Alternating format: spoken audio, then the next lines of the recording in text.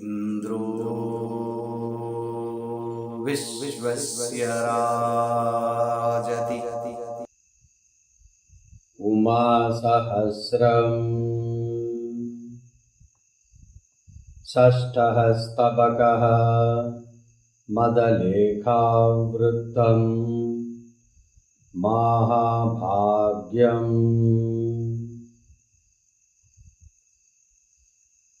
हर्तारस्य कीर्ते कर्तारो नवभासां भर्तारो मम सन्तु स्कन्दाम्बादरहासा दिग्वल्लीष्वति शुभ्रां कुर्वन्तः कुसुमद्रिं भूयासुस्तव भूत्यै मन्मातुस्मितलेशाः ये कश्चित्तव शक्तो ब्रह्माण्डस्य भवाय भर्गप्रेयसि हासः किं स्तोत्रं तव भूयः उद्याने वियदाख्ये काली त्वां विहरन्तीं गोढैः कन्दुककल्पैरल्पावाक्यमुमाति खं क्रीडाभवनं ते कः कार्यालय एषः पृथ्वीयं बहुलान्ना मातर्भोजनशाला बुद्धीनामसि धात्री सिद्धीनामसि नेत्री वीर्याणामसि पेटी कार्याणामसि धाटी विद्यानामसि भावो हृद्यानामसि हावः देवानामसि लीला दैत्यानामसि हेला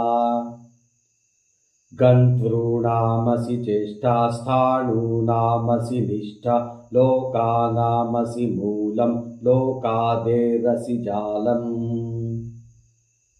देवी व्यापकतेजः शक्तिस्तत्त्वविचारे अत्यन्तं सुकुमारी नारीमूर्तिविचारे क्व ज्योतिर्महतोऽस्मादाकाशादपि भूयः तत्सर्वं विनयन्ति तन्वङ्गी क्व नु नारी देवेन्द्राय विभुत्वं सूर्यायोस्रसहस्रम् ऊष्माणं दहनाय ज्योत्स्नामोषधिराजे वातायामितवीर्यं विस्तारं गगनाय सान्द्रत्वं वसुधायै तोयाय द्रवभावम् महाभाग्यमपारं कोटिभ्यो विबुधानां चित्राः काश्चन सिद्धिर्लक्षेभ्यो मनुजानाम्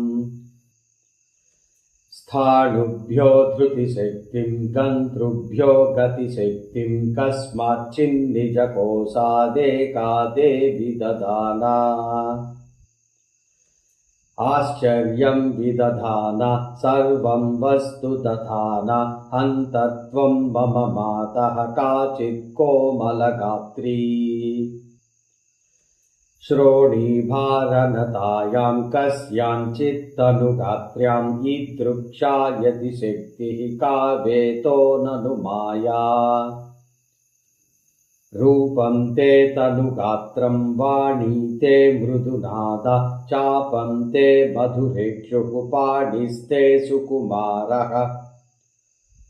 लोले लोचनयुग्मे भीरुत्वं प्रकटन्ते ब्रह्माण्डं त्वदधीनं श्रद्धत्तामिह को वा भ्रूभङ्गं कुरुषे चेन्मुग्धे गौरिमुखाब्जे भूतान्यप्ययि बिभ्यत्येजेरन्नपितारा शुद्धान्तेश्वरि शम्भोरिच्छा चेत्तव कापि घोरोऽग्निस्तृणगर्भाद्घोराग्नेरपि शैत्यम् द्रष्टुं विश्वमपारं भारस्ते दयितस्य कर्तुं कार्यमशेषं श्रीमातस्तव भारः